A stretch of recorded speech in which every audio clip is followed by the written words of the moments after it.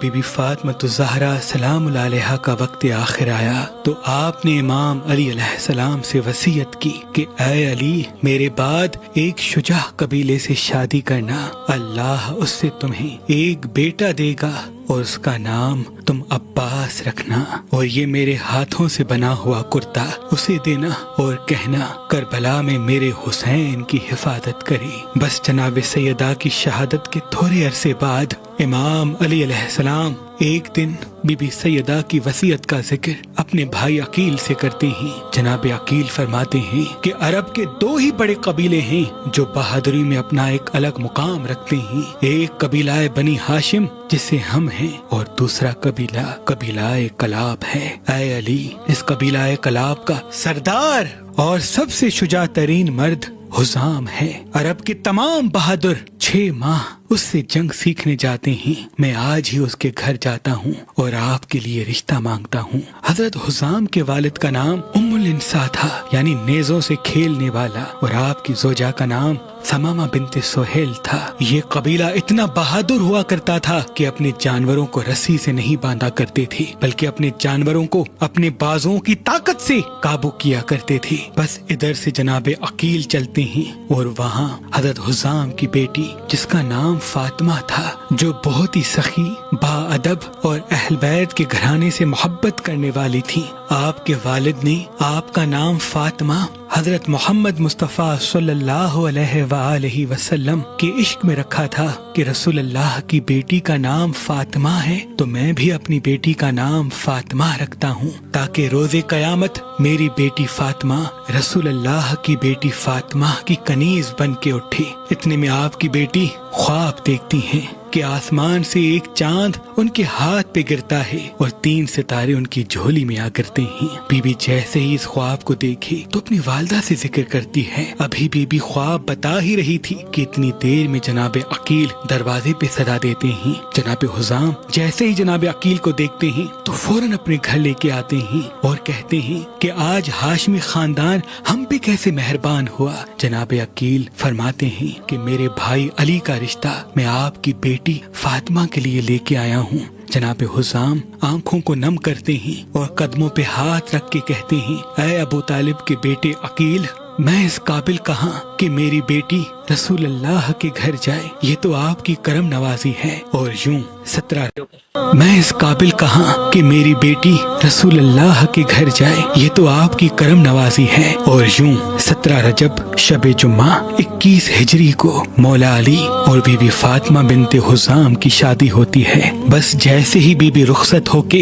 امام علی علیہ السلام کے گھر کی دہلیز پہ پہنچتی ہیں تو آپ دہلیز پہ اپنی پیشانی رکھ کے اللہ کا شکر کرتی ہیں اور امام علی سے ایک گزارش کرتی ہیں کہ یا علی، میں کنیز کی بیٹی ہوں اور اس گھر میں حسن و حسین رہتے ہیں، میں نہیں چاہتی کہ آپ مجھے فاطمہ کہہ کے بلائیں، کیونکہ یہ نام حسن و حسین کی والدہ کا نام ہے۔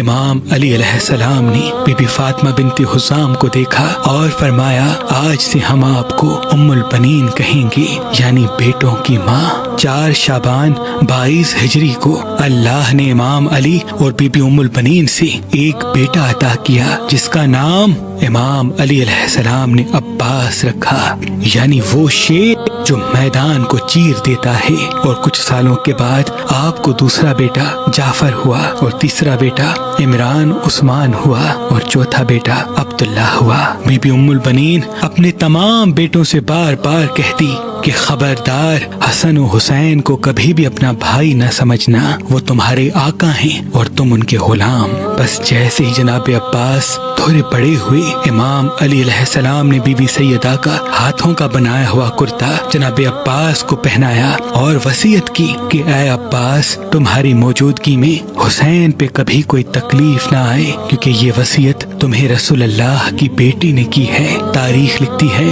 جناب عباس بچپن سے ہی امام حسین کے ساتھ ساتھ رہتے تھے اور امام حسین کو بہت پیاس لگتی تھی۔ آپ راتوں کو اٹھ کے اکثر پانی مانگا کرتے تھے۔ جناب عباس پوری رات جاگتے رہتے تھے تاکہ جب بھی امام حسین کو پیاس لگے میں آپ کی خدمت میں پانی پیش کروں۔ بس یوں جناب عباس بڑے ہوتے گئے۔ جناب عباس کی شادی امام علی علیہ السلام نے بی بی لبابہ بنت عبداللہ بنت عباس بن عبد المطلب سے کروائی، اور اللہ نے جناب عباس کو ان سے 5 بیٹے اور 1 بیٹی کی اولاد عطا کی۔ پہلے بیٹے کا نام حضرت فضل رکھا، دوسرے بیٹے کا نام محمد، تیسرے بیٹے کا نام حسن، چوتھے بیٹے کا نام قاسم اور 5ویں بیٹے کا نام حضرت عبداللہ رکھا، اور بیٹی کا نام ہاجرہ بنت عباس۔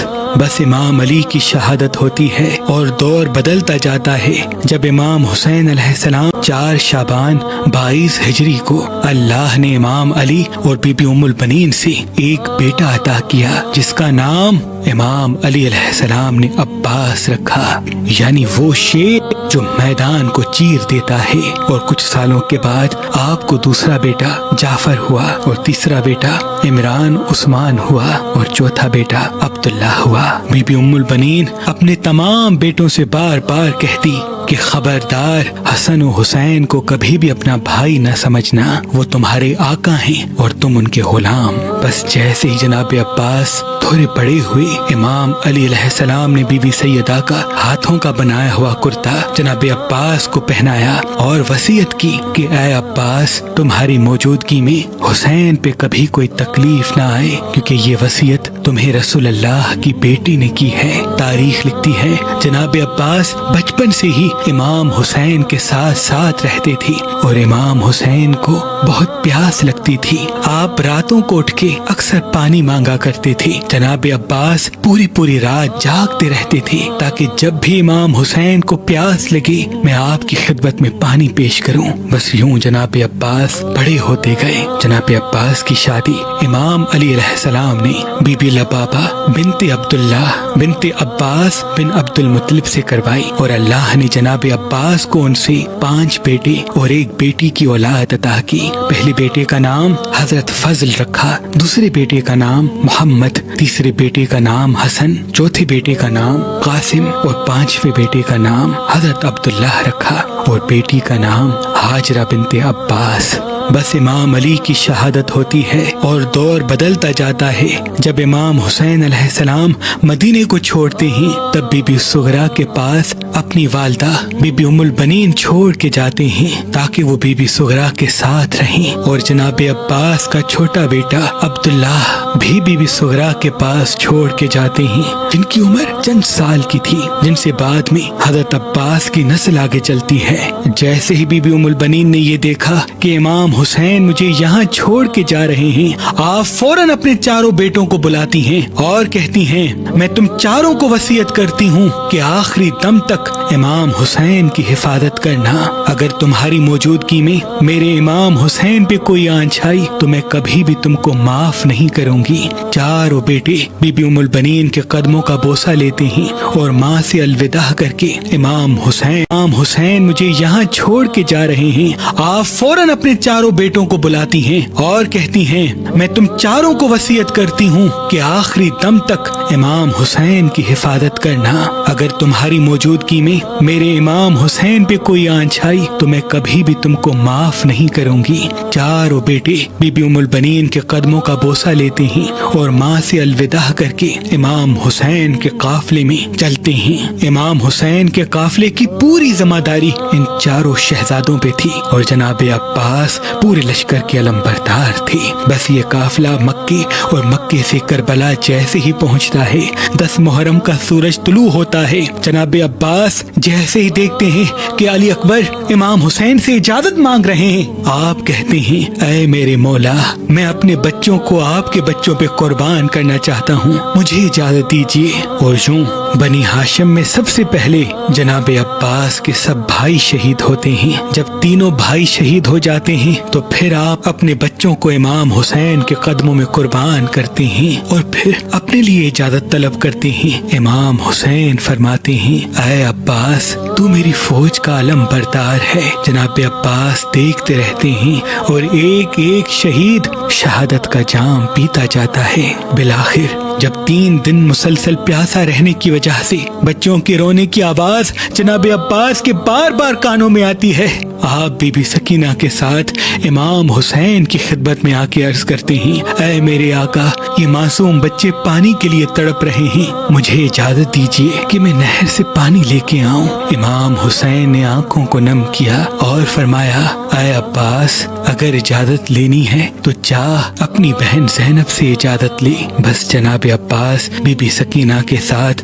بی بی زینب کے خیمے کے باہر بیٹھ جاتے ہیں اور دست ادب کو جوڑ کے عرض کرتے ہیں، اے میری آقا زادی، آج اس غلام کو اجازت دیجیے تاکہ وہ بچوں کے لیے نہر فرات سے پانی لے کے آئے۔ بی بی زینب نے جناب عباس کی آواز سنی اور کہا، اے میرے بھائی، جب میرے بابا علی کی شہادت کا وقت آیا تو آپ نے وصیت کی تھی کہ عنقریب ایک ایسا زمانہ آئے گا جب زینب تجھے قید کر کے کوفہ و شام کے بازار میں پھرایا جائے گا۔ میں بابا سے کہتی تھی، اے میرے بابا، جس کا عباس جیسا بھائی ہو وہ بازاروں میں کیسے قیدی بن کے آئے گی؟ اے عباس، آج مجھے بابا کی وصیت تھی۔ زینب نے جناب عباس کی آواز سنی اور کہا، اے میرے بھائی، جب میرے بابا علی کی شہادت کا وقت آیا تو آپ نے وصیت کی تھی کہ عنقریب ایک ایسا زمانہ آئے گا جب زینب تجھے قید کر کے کوفہ و شام کے بازار میں پھرایا جائے گا۔ میں بابا سے کہتی تھی، اے میرے بابا،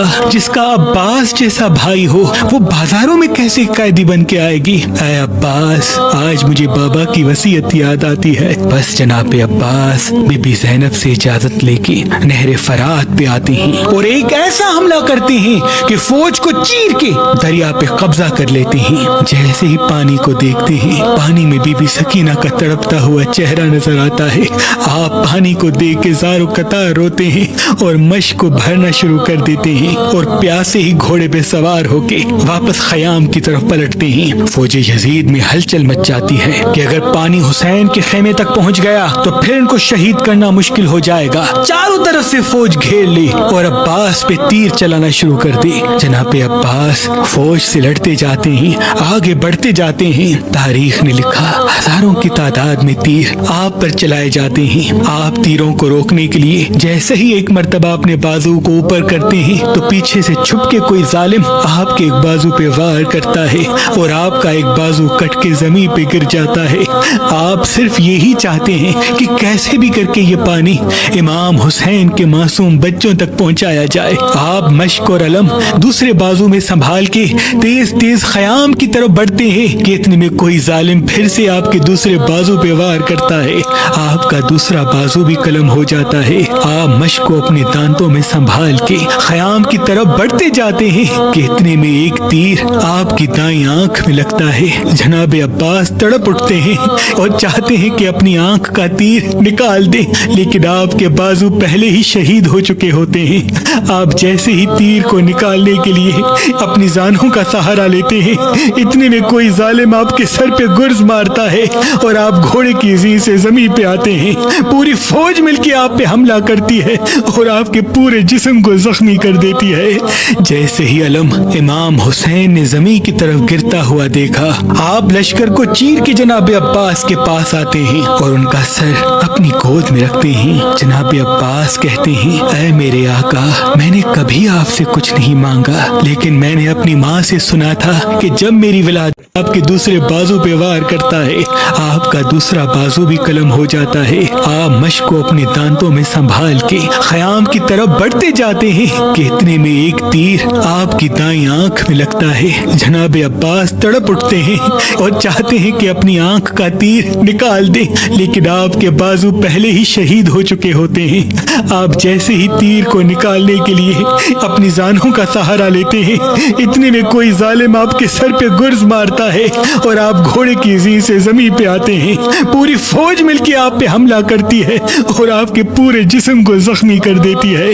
جیسے ہی علم امام حسین نے زمین کی طرف گرتا ہوا دیکھا، آپ لشکر کو چیر کے جناب عباس کے پاس آتے ہیں اور ان کا سر اپنی گود میں رکھتے ہیں۔ جناب عباس کہتے ہیں، اے میرے آقا، میں نے کبھی آپ سے کچھ نہیں مانگا، لیکن میں نے اپنی ماں سے سنا تھا کہ جب میری ولادت ہوئی تو میں نے سب سے پہلے آپ کے چہرے کی زیارت کی تھی۔ آج میرا وقت آخر ہے اور یہ غلام چاہتا ہے کہ آپ کی زیارت کر کے اس جہان کو چھوڑوں، لیکن آج یہ عباس اتنا مجبور ہو چکا ہے کہ ایک آنکھ میں تیر لگا ہے اور دوسری آنکھ میں خون بھرا ہے اور بازو پہلے ہی کٹے ہوئے ہیں۔ اے میرے آقا، اگر تکلیف نہ ہو تو اپنی ابا سے میری آنکھ کا خون صاف کیجیے تاکہ میں آپ کی زیارت کر سکوں۔ بس جناب عباس کی آنکھ کا خون امام حسین اپنی ابا سے صاف کرتے ہیں۔ جناب عباس امام حسین کے چہرے کی زیارت کرتے ہیں اور وصیت کرتے ہیں کہ اے میرے آقا، آپ صبح سے لے کے اب تک سب کی لاش میدان سے خیمے کی طرف لے کے جا رہے ہیں۔ میری یہ وصیت ہے کہ میری لاش کو خیمے میں نہ لے جانا، کیونکہ سکینہ وہاں منتظر ہے کہ چچا پانی لے کے آئے گا۔ جب میری لاش کو بی بی سکینہ دیکھے گی ان سے یہ برداشت نہیں ہوگا، مجھے یہیں چھوڑ دیجیے گا۔ بس یہ کہہ کے جناب عباس دارالفنا سے دارالبقا کی طرف کوچ کرتے ہیں اور امام حسین علم اور خالی مشک لے کے خیموں میں آتے ہیں۔ سب بیبیاں روتی رہتی ہیں اور پھر امام حسین کی شہادت کے بعد بیبیوں کو قید کر دیا جاتا ہے۔ بس جیسے ہی امام حسین کی شہادت کی خبر بشیر کو پہنچتی ہے تو بشیر مدینے میں گھوڑے پہ یہ سب کو کہتا جاتا ہے کہ اے مدینے والو، کربلا میں حسین کو شہید کر دیا گیا۔ جیسے ہی یہ آواز بی بی ام البنین کے کانوں تک آتی ہے، آپ اپنے پوتے عبداللہ کے ساتھ بشیر کے پاس سے لینے جاتا ہے اور وہاں کوئی ظالم آپ کے سر پہ گرز مارتا ہے۔ آپ گھوڑے کی زین سے زمین پہ آتے ہیں۔ بی بی کہتی ہے میرے عباس کا قد اتنا بلند تھا کہ جب وہ گھوڑے پہ بیٹھتے تھے تو زمین آپ کے قدموں کا بوسہ لیتی تھی۔ عباس سے بھی بڑا کسی کا قد تھا کہ وہ ان کے سر پہ گرز مارے؟ وہ زمین پہ بیٹھ کے کہتا ہے اے بی بی، پورا لشکر مل کے جناب عباس پہ تیر چلاتا ہے اور دھوکے سے ان کے بازو کاٹے جاتے ہیں اور تیروں کی بارش میں سے ایک تیر آپ کی آنکھ میں لگتا ہے اور جناب عباس اس تیر کو نکالنے کے لیے جھکتے ہیں۔ اتنے میں کوئی ظالم آپ کے سر پہ گرز مارتا ہے اور آپ گھوڑے کی زین سے زمین پہ آتے ہیں۔ بی بی جیسے ہی یہ سنتی ہے تو زمین پہ بیٹھ کے زار و قطار روتی ہے کہ اے بشیر، یہ تو بتا کہ جب جب زمین پہ جو گرتا ہے اپنے ہاتھوں کا سہارا لیتا ہے، میرا عباس جب زمین پہ گرا ہوگا تو پہلے اس کا سر زمین پہ لگا تھا یا اس کا جسم زمین پہ لگا؟ بس بی بی جنت البقیع کی طرف جاتی ہے اور وہاں اپنی انگلی سے 4 قبریں اپنی بیٹوں کی بناتی ہے اور پھر اپنی انگلی سے امام حسین کی قبر بناتی ہیں اور دن رات وہاں روتی رہتی ہیں۔ اور جو بھی بی بی کو بی بی ام البنین کہتا، آپ فرماتی کہ اب مجھے کوئی بھی ام البنین نہ کہے، کیونکہ میرے سارے بیٹے کربلا میں مارے گئے۔ آپ وہ پہلی محترمہ ہیں جنہوں نے سب سے پہلے امام حسین کے مرثیہ لکھنے کا بنیاد رکھا۔ آپ پورا دن امام حسین پہ گریا کرتی رہتی اور اتنا روتی تھی کہ جب سالوں کی قید کے بعد بی بی زینب اور دوسری بیبیاں واپس مدینے آتی ہیں تب تک رو رو کے آپ کی آنکھوں کی بینائی چلی جاتی ہے۔ آپ بی بی زینب اور تمام بیبیوں کو پرسہ دیتی ہیں۔ تاریخ نے لکھا جو بھی مدینے میں آتا اور بی بی ام البنین کے گھر سے گزرتا تو آپ کے مرثیے میں اتنا درد ہوا کرتا کہ زار و قطار روتا رہتا۔ بس جیسے اس بات کا علم مدینے کے حاکم کو ہوا کہ یہ بی بی دن رات روتی ہے اور امام حسین کے غم میں مرثیے کہتی ہے تو وہ بی بی کو زہر دلا دیتا ہے اور بی بی امام حسین کی شہادت کے 3 سال کے بعد 13 جمادی الثانی 64 ہجری کو دارالفنا سے دارالبقا کی طرف کوچ کر لیتی ہیں اور پھر امام سجاد علیہ السلام آپ کی قبر مبارک جنت البقیع مدینے میں بناتے ہیں۔ سلام ہو بی بی ام البنین پر، سلام ہو جناب عباس پر اور سلام ہو کربلا کی تمام بیبیوں پر۔